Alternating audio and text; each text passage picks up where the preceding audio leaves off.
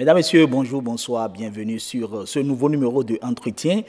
Mettre de l'argent en réserve ou faire des économies, c'est aussi valable pour les personnes physiques que morales. Il est tout aussi important pour un État d'avoir de la réserve. L'épargne, qu'elle soit pour les ménages ou pour les entreprises, elle participe au développement et à la croissance économique d'une nation. Dans l'entretien de ce jour, nous allons parler de l'épargne nationale, de la croissance économique du Bénin. Pour en parler, nous recevons pour vous Parfait Aglono. Il est analyste financier, ancien directeur général de la Poste Bénin et directeur général de Safi Asset Management, société de gestion d'actifs financiers. Parfait Aglono, bonjour, bonsoir. Bonsoir, monsieur Ahmed. Comme je l'introduisais tout à l'heure, nous allons parler de l'épargne nationale et des différentes sortes d'épargne. Nous allons commencer déjà par expliquer ce que c'est qu'une épargne à nos téléspectateurs. Merci. Pour parler de l'épargne, il faudrait que nous puissions convoquer deux concepts importants. Le revenu et la consommation. Ces deux concepts sont très importants pour parler d'épargne. Donc, de façon très simpliste, je peux dire que l'épargne, c'est la partie du revenu disponible qui n'est pas immédiatement consommée. C'est la partie du revenu disponible qui n'est pas immédiatement consommée. Et c'est ce que les néoclassiques peuvent dire encore, que l'épargne, c'est la consommation différée. C'est-à-dire, les ressources que vous avez aujourd'hui, vous les gardez pour une consommation future. Alors, de ce fait, il y a différentes sortes de garder cet argent que nous allons garder, nous allons dépenser plutôt dans le futur. C'est ça que nous appelons épargne parce que nous faisons des dépôts dans des banques, dans des structures. Et donc, il y a différentes sortes d'épargne. Est-ce que vous pouvez nous parler de ces différentes sortes d'épargne? Oui, il y a différentes sortes d'épargne. Pour que je puisse les aborder, je vais d'abord voir de façon traditionnelle quel type d'épargne existait. Quand vous voyez, il y a la thésaurisation, nos anciens, nos grands-parents. Ce que nous appelons la tontine. Non, la thésaurisation. Ok, on met l'argent à la main. L'argent sous le bas de laine. C'est ça. Okay, d'accord. C'est l'épargne de nos grands-parents, de la grand-maman. C'est ça. Ça existait depuis la nuit des temps. Oui, si. C'est ça. Donc, cette épargne existe aujourd'hui. Donc, il y a des gens qui n'aiment pas aller à la banque, qui n'aiment pas sortir leurs sous, ils peuvent mettre leurs sous sous leur oreiller pour plus de confiance. Jusqu'à présent. Hein? Oui, et ça, c'est de la thésaurisation. En dehors de ça, il y a l'épargne financière. C'est l'épargne, c'est le revenu le surplus de revenus que nous amenons vers les banques pour les déposer, pour avoir des intérêts après sur ce que nous déposons. Ou bien, si nous ne voulons pas aller dans les banques, nous pouvons aller vers le marché financier, mettre l'épargne sur des valeurs mobilières. C'est peut-être les actions.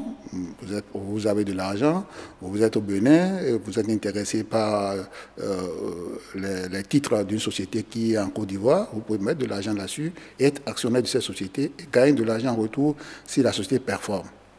Ou bien, vous pouvez mettre de l'argent sur des obligations, que ce soit des obligations d'État ou des obligations d'entreprise. C'est ça, nous appelons placement par... C'est ça qu'on appelle de façon vulgaire placement. Ou bien, vous pouvez aller aussi sur des fonds communs de placement. Il y a les fonds communs de placement qui sont des véhicules, qui sont de nouveaux véhicules d'investissement aujourd'hui qui existent.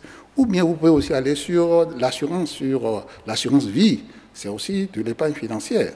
Ah, ok. Maintenant, voilà les différents... Mais en dehors de l'épargne financière, il y a l'épargne non financière, où vous avez de l'argent, vous pouvez décider de les mettre dans l'immobilier. C'est de l'épargne aussi. C'est de l'épargne aussi. Vous avez de l'argent, vous décidez d'acheter une maison, que vous allez mettre en location, c'est de l'épargne. Ou bien vous décidez d'acheter peut-être des œuvres d'art que vous allez collectionner et pouvoir vendre ça plus tard, c'est de l'épargne. Ou bien vous décidez d'acheter des troupeaux de bœufs et les garder. Et là, c'est de gros risques. Hein, ah oui, c'est ça. Donc, voilà les types d'épargne qui existent aujourd'hui. Et qui sont... Parce qu'il faut dire que l'épargne est un essor important de l'activité économique d'un pays. Justement, nous allons en venir là, nous allons parler du lien qu'il y a entre l'épargne et la croissance économique. Nous allons revenir, je précise, nous allons revenir au placement d'argent parce que c'est ça qui permet aux individus de savoir épargner de l'argent. Et ça, c'est très important pour nos téléspectateurs. Mais avant, comme je le disais tout à l'heure, revenons, nous allons faire le lien entre épargne et croissance économique. Quel lien on peut faire? Oui, de façon académique, il y a des auteurs qui développe un lien entre croissance économique et épargne. Et c'est très simple. Surtout par rapport à nos pays qui sont des pays en développement, des pays pauvres. Oui. Et vous savez, lorsque vous arrivez à accumuler un supplément de ressources, un excédent de ressources que vous mettez quelque part dans une entreprise pour la développer, ou bien que vous mettez ça au niveau des États, parce que les États ont besoin de ressources pour les dépôts, pour investir, pour faire des infrastructures. Les États en ont besoin.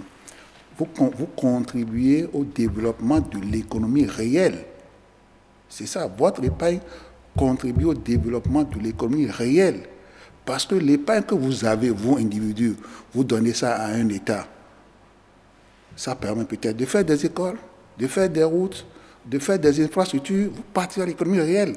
Oui. Et c'est important. Et sans ces investissements, il ne peut jamais avoir de croissance économique. C'est dit simplement qu'il y a un lien fort, surtout pour nos pays sous-développés, entre épargne, investissement et croissance économique. Parce que sans épargne, vous ne pouvez pas mobiliser de ressources pour faire des investissements, et sans investissement, vous ne pouvez pas avoir la croissance économique. Mais il faut dire à cela, il faudrait ajouter d'autres facteurs comme l'éducation, la formation, l'emploi et le progrès technique. Il faudrait que ça s'associe.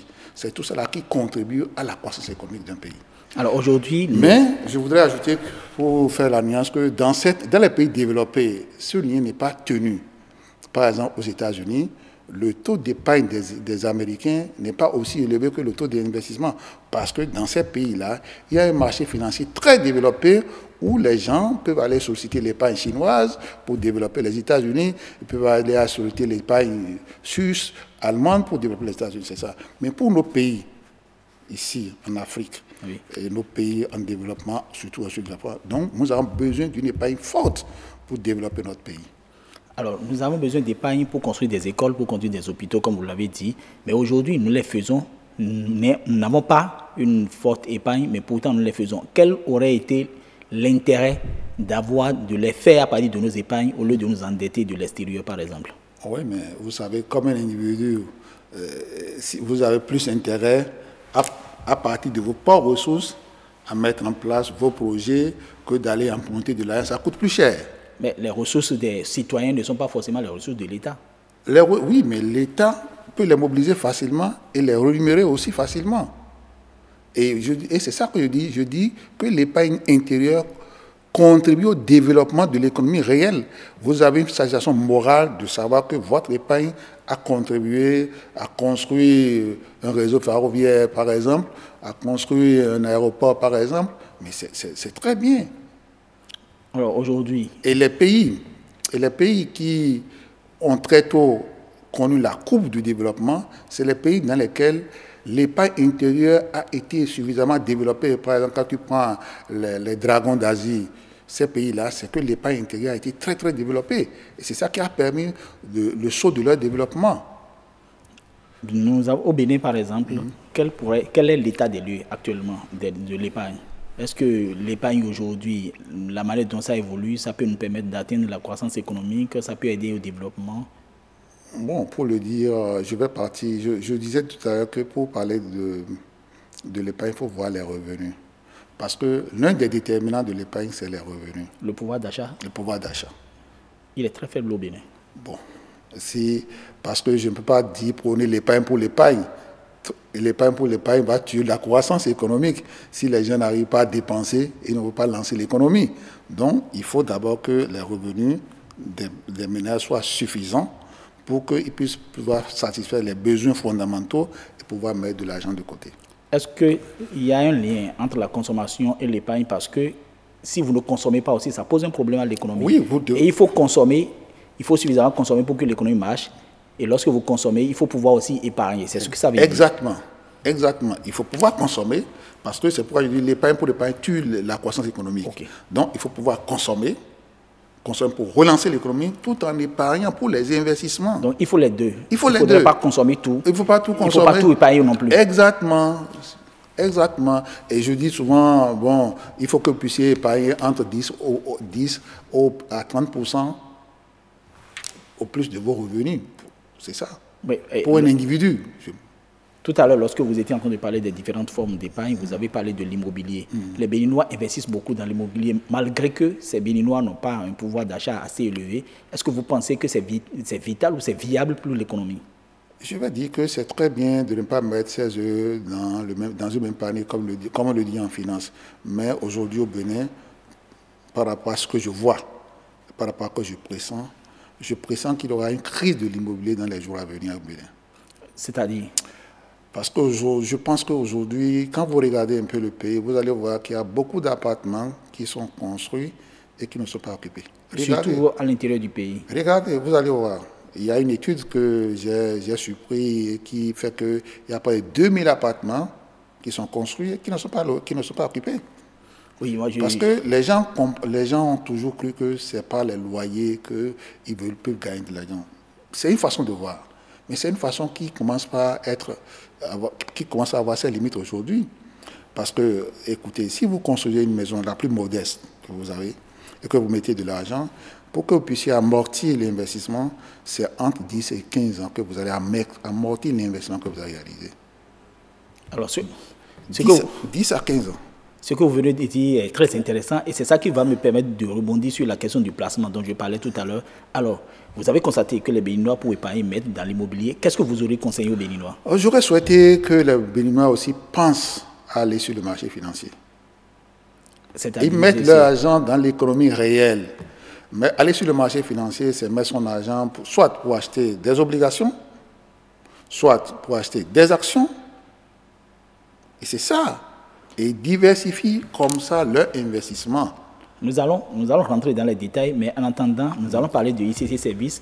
Est-ce que vous ne pensez pas déjà que ICC Services a créé une sorte de psychose chez les Béninois qui sont réticents aujourd'hui à investir de l'argent ou à placer de l'argent, comme on le dit? C'est vrai, je ne veux pas négliger l'importance ou bien l'impact de ce phénomène ICC Services sur la confiance des Béninois en l'épargne. Mais je dis toujours qu'aujourd'hui, il est possible que vous puissiez continuer toujours d'épargner en choisissant les vecteurs les plus crédibles.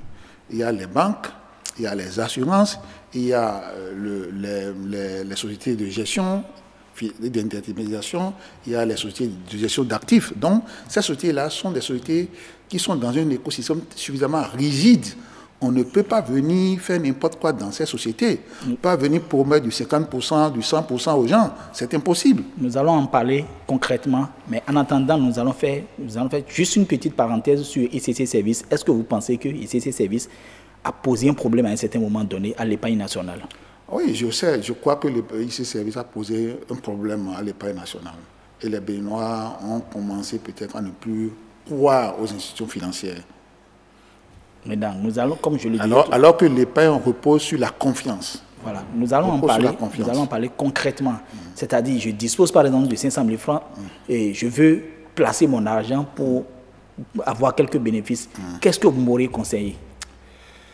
Si vous avez 500 000 francs et que vous voulez les placer pour aller, je vais vous conseiller d'aller sur le marché financier. Alors, en faisant quoi? D'aller voir une société de gestion d'intermédiation. Il y en a au Bénin. Il y en a au Bénin. Qui sont sérieux. Oui, mais elles sont réglementées. Elles interviennent dans les 8 pays de l'UEMOA. Ou bien d'aller dans une société de gestion d'actifs financiers. Il y en a au Bénin. Elles sont réglementées. Elles sont très sérieuses. C'est un écosystème très rigide, très contraignant. Elles ne peuvent faire n'importe quoi. Elles sont agréées. Expliquez-nous alors quelles pourraient être les opportunités pour un Béninois qui décide de placer de l'argent, que ce soit, par quel montant, à partir de quel montant il peut placer son argent, et quelles pourraient être les opportunités pour le citoyen béninois. Un citoyen béninois qui veut placer son argent et qui ne connaît pas suffisamment les marchés financiers, parce que je voudrais dire une chose, les marchés financiers, par essence, sont risqués. Il y a du risque. Donc, si vous ne connaissez pas, il faut avoir un peu de méfiance. Mais par rapport à cette méfiance, vous pouvez directement commencer par aller sur les fonds communs de placement. Parce que là, c'est des véhicules sur lesquels vous pouvez éliminer le risque qui existe par rapport à la diversification.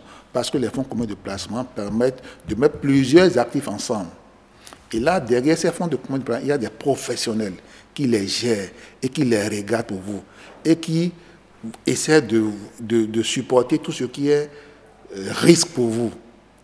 Mais si par contre, vous connaissez bien le marché financier et que vous pouvez vraiment prendre des décisions, vous pouvez directement aller dans les sociétés d'intermédiation et de gestion où vous allez acheter directement des actions qui vous intéressent ou bien des obligations qui vous intéressent.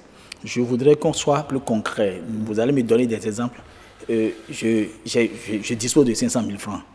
Quelles sont les opportunités que j'ai? Si je vais déposer 500 000 francs, je peux engranger combien en un an, en 6 mois? Je veux des exemples concrets. Bon, sans faire de publicité, je vais te dire ce que, par exemple, quand tu viens avec 500 000 francs sur les fonds dont moi j'ai les rênes aujourd'hui, il y a un fonds qui peut te donner au minimum du 6% l'an. Et c'est un fonds sur lequel tu valorises ton capital, tu es sûr de récupérer ton capital et d'avoir au moins le minimum 6%. C'est le minimum. 6%. Là. Alors, tu n'as aucun risque à courir. Et lorsque tu décides de prendre des risques, si tu es un peu riscophone, comme je le dis, il y a un fonds sur lequel tu peux aller pour avoir tout au moins de 8%. De 8%, le minimum de 8%. 8%. 8%. Maintenant, si tu es suffisamment expert, ou bien si tu connais bien le marché financier, tu peux décider directement d'aller dans les sociétés de gestion, aller acheter les titres que tu voudras et que tu regardes. Ces sociétés existent au Bénin et elles sont performantes aussi au Bénin. Mais on n'entend pas souvent parler de ça et il me semble qu'il y a un problème de communication. Ou bien les Béninois qui sont réticents. Mais si vous cherchez, vous allez les trouver. Si vous avez des ressources, vous avez des suppléments de ressources, que vous les investissez sur le marché financier et gagnez de l'argent, vous allez les trouver. Elles sont là. Elles sont très, très performantes. Et elles ne font pas de l'arnaque. Ce n'est pas de la spéculation simple qu'elles font. Mais comment est-ce que le Béninois lambda, profane, qui ne comprend pas grand-chose, peut se rassurer qu'on ne va pas l'arnaquer, que c'est des structures officielles sérieuses? Oui. Il y a ce qu'on appelle les notes d'information. Lorsque vous allez dans ces structures, vous demandez les notes d'information et vous les lisez, vous comprenez, vous posez des questions aux commerciaux de ces sociétés et ils vont tout vous dire. Ils vont tout vous dire et ça vous permettra de prendre la décision qu'il vous faut par rapport à votre ressource. Est-ce qu'on a besoin de coach par rapport à ce genre de choses? Des gens qui doivent vous coacher, qui doivent vous expliquer? Oui, c'est pourquoi je disais tout à l'heure, si vous n'avez pas une connaissance très forte, allez directement dans les sociétés de gestion où il y a des fonds communs de placement, où il y a derrière ces fonds communs de placement, il y a des professionnels qui peuvent vous accompagner. Mais est-ce que vous ne pensez pas que si les Béninois commencent à mieux investir sur le marché financier, mieux va se porter notre économie? Parce que j'ai l'impression que les Béninois investissent beaucoup. On en parlait tout à l'heure de l'immobilier, mais aussi dans le mobilier, dans les camions ou les transporteurs. On investit beaucoup dans ce genre de choses. Est-ce que ce n'est pas mieux d'investir, par exemple, lorsque vous faites une analyse, est-ce que vous ne trouvez pas que ce serait mieux d'investir sur le marché financier que d'investir dans ce genre de choses? Bon, je ne veux pas être aussi catégorique, je vais seulement dire de diversifier. On ne met jamais tous ses œufs dans le même panier. On ne peut pas mettre toute son épargne en faisant simplement de l'immobilier. Non, ce n'est pas bien. Ce n'est pas bien réfléchi, ce n'est pas bien étudié. On ne peut pas mettre toute son épargne en faisant seulement du transport. Ce n'est pas bien réfléchi.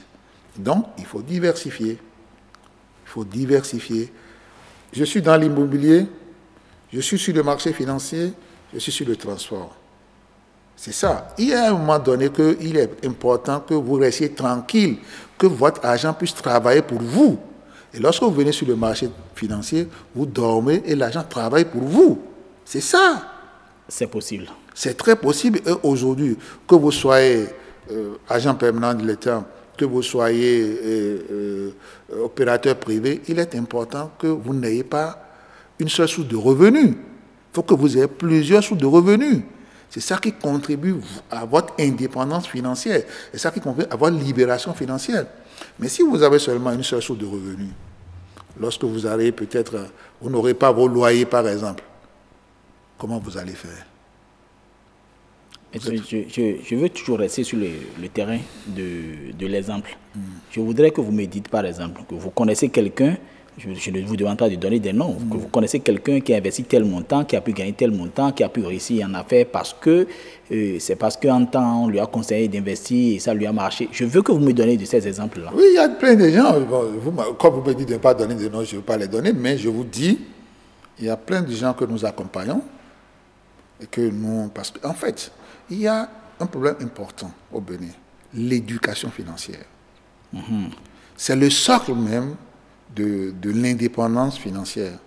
Si vous n'avez pas l'éducation financière, vous ne saurez pas gérer vos revenus. Le contenu, c'est quoi l'éducation financière? L'éducation financière, c'est lorsque vous avez de l'argent, c'est comment vous dépensez, comment vous organisez pour que l'argent que vous avez puisse vous permettre d'être indépendant financièrement. Vous pouvez déjà nous donner quelques conseils. Nous allons revenir à ça après, mais je veux les exemples. Je vous ai demandé des exemples, je veux les exemples. Oui, non, je disais qu'il y a plein de gens, il y a beaucoup de personnes il y a des gens qui sont surcapitalisés, c'est-à-dire ils ont beaucoup d'argent. Il y a des gens qui sont sous-capitalisés, c'est-à-dire ils ont moins d'argent, que nous avons conseillé pour dire, bon, voilà les ressources que vous disposez, mais pour que vous puissiez vraiment demain avoir une autonomie financière, essayez de les répartir sur un certain nombre d'actifs. Et ils ont fait, et aujourd'hui, ils sont tranquilles. Il y a des gens qui ont préparé leur retraite par rapport à ça, et ils ont des compléments pour leur pension de retraite. Il y a des gens qui sont des opérateurs économiques et qui ont fait ça pour l'éducation de leurs enfants, et ils ont des ressources pour faire face à l'éducation de leurs enfants. Et il y en a plein. Et je vous dis, aujourd'hui, de par l'expérience que j'ai, il n'y a que 3 choses importantes sur lesquelles nous investissons. Nous investissons sur le capital humain. Sur le capital humain. Oui. Donner le savoir, l'éducation à nos enfants, à nous-mêmes, c'est important. Et c'est là, ça c'est le capital le plus important. Nous investissons sur l'immobilier. Mais je disais tout à l'heure que je pressens une crise de cet investissement, parce que ça va dire vers la saturation. Maintenant, il faut investir aussi sur le marché financier. C'est important pour les Béninois. C'est important que nous puissions aller sur le marché financier, que nous puissions mettre notre épargne et profiter de ce marché. Nous n'avons plus assez de temps et comme je le disais tout à l'heure, j'aurais bien voulu que vous donniez quelques conseils aux Béninois par rapport à la manière de gérer leurs ressources pour pouvoir avoir de l'épargne et comment gérer après leur épargne.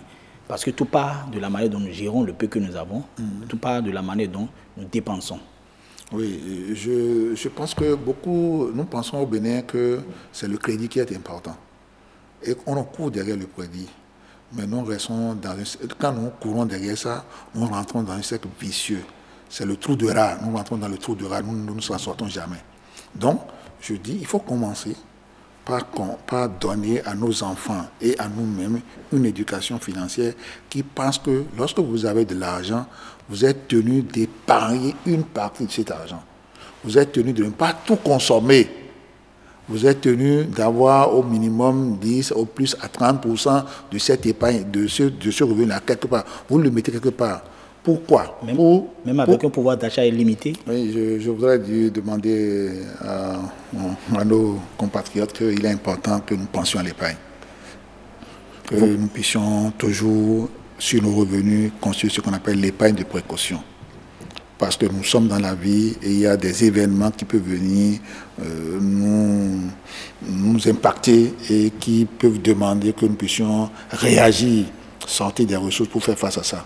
Ça peut être un problème de santé, ça peut être des besoins importants pour nos familles, donc il faut épargner. Et ça, je voudrais aussi dire que ça c'est ce que j'appelle l'épargne de précaution, qui vous permet rapidement d'agir.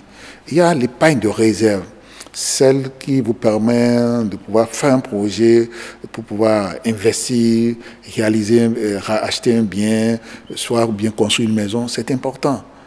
Et aujourd'hui aussi, pour la retraite, pour les vieux jours, il faut épargner parce que lorsqu'on prend de l'âge, on n'a plus beaucoup de ressources. Et c'est en ce moment-là qu'on a toutes les maladies. Donc il faut épargner pour pouvoir faire face à ça.